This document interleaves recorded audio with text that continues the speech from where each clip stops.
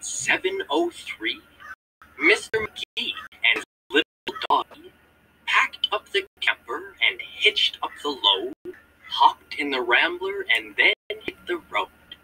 They drove to the mountains far from the sea for 2 nights of camping, or possibly 3.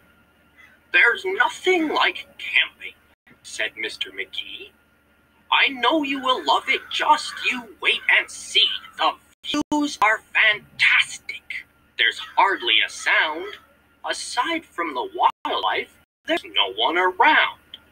And the air is so sweet you'll sleep like a log," said Mr. Magee to his small spotted dog.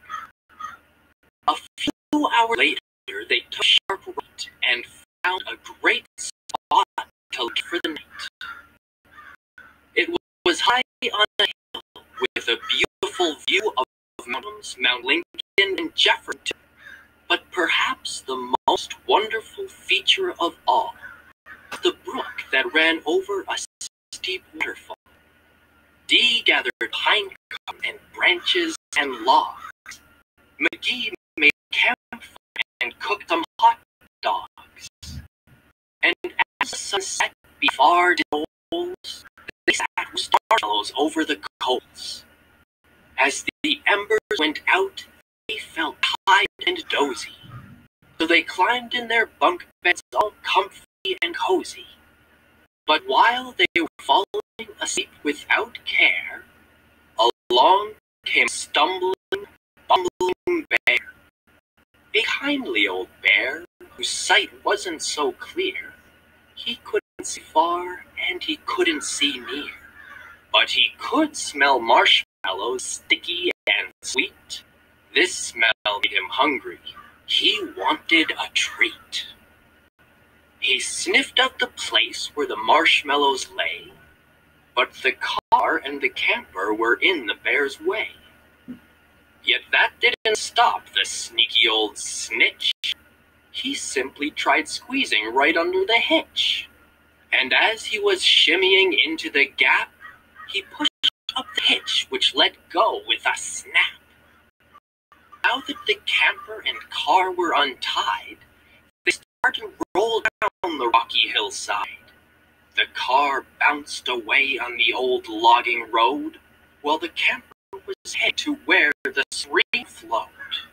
It flew down the hill in a wild, bumpy ride, with Dee and Magee sleeping soundly inside. They were snoring and snoozing, enjoying a dream, when splash went the camper right into the stream.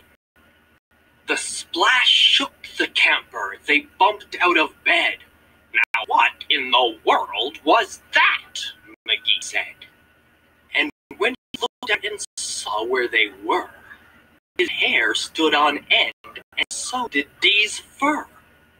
They were caught in the rapids, but that wasn't all.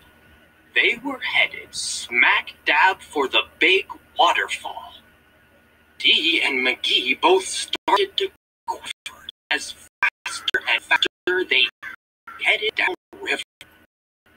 But just when they thought they fell over the edge, their camper got stuck on a rock at the ledge. So there they were stranded, Magee and his pup, on top of a waterfall 50 feet up.